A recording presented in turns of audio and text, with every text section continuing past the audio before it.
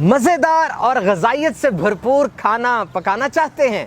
ایک چھوٹا سا کام کیجئے، مٹی کے برتن میں پکائیے اور مٹی کے برتن میں ہی کھائیے۔ جب کھانا مٹی کے برتن میں پکایا جاتا ہے تو قدرتی طور پہ بہت سے اچھے اور مفید اجزاء اس میں داخل ہو جاتے ہیں۔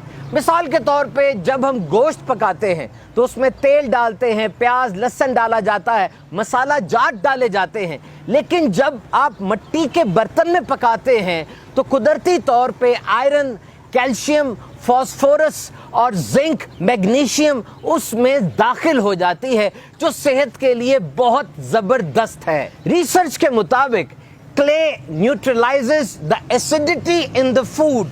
مٹی سے کھانے کے اندر تیزابیت کم ہو جاتی ہے اور اس طرح کھانا ہضم کرنا آسان ہو جاتا ہے۔ لیکن ایک بات کا خاص خیال رکھیے گا، مٹی کے برتن پر چمکدار تہ نہ موجود ہو، یعنی اس کے اوپر کوئی ایسی لیئر نہ ہو کیونکہ یہ صحت کے لیے نقصان دہ ہو سکتی ہے۔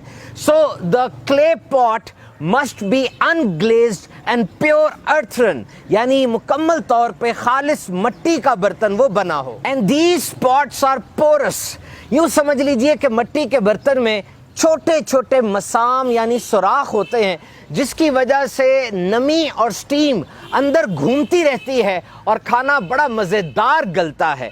خاص طور پہ گوشت یہ بڑا جوسی ہو جاتا ہے۔ اور اس نمی کا ایک بڑا بہترین فائدہ میں آپ سے شیئر کروں۔ آج دنیا میں موٹاپے کی شرح بہت بڑھتی جا رہی ہے اور اس کی ایک وجہ وہ آئل اور گھی کا استعمال ہے، جبکہ اگر مٹی کے برتن میں کھانا پکایا جائے تو آئل اور گھی بہت کم استعمال ہوتا ہے۔ کیوں؟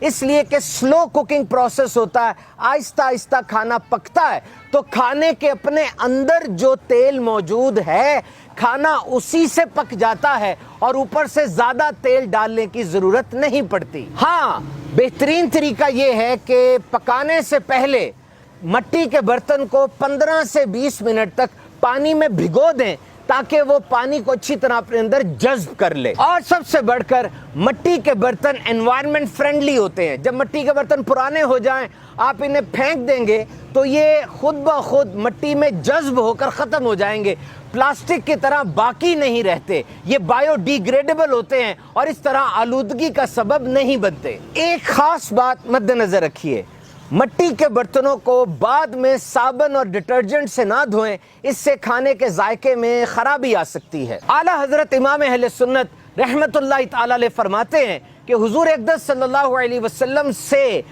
پیتل اور تانبے کے برتنوں میں کھانا پینا ثابت نہیں۔ مٹی اور لکڑی کاٹ کے برتن تھے اور پانی کے لیے مشکیزیں بھی۔ مٹی کے برتن کھانے پینے کے رکھنا تواضع کے قریب تر ہے کہ اس میں نہ اسراف ہے نہ اترانا، اور مٹی کے برتن میں کھانا پینا یہ افضل بھی ہے۔ حدیث پاک میں آیا کہ جو اپنے گھر کے برتن مٹی کے رکھے فرشتے اس کی زیارت کریں۔ آئیے ہم بھی نیت کر لیتے ہیں کہ مٹی کے برتن میں کھانا کھائیں گے اور پکائیں گے۔ صلو علی الحبیب صلی اللہ تعالی علی محمد۔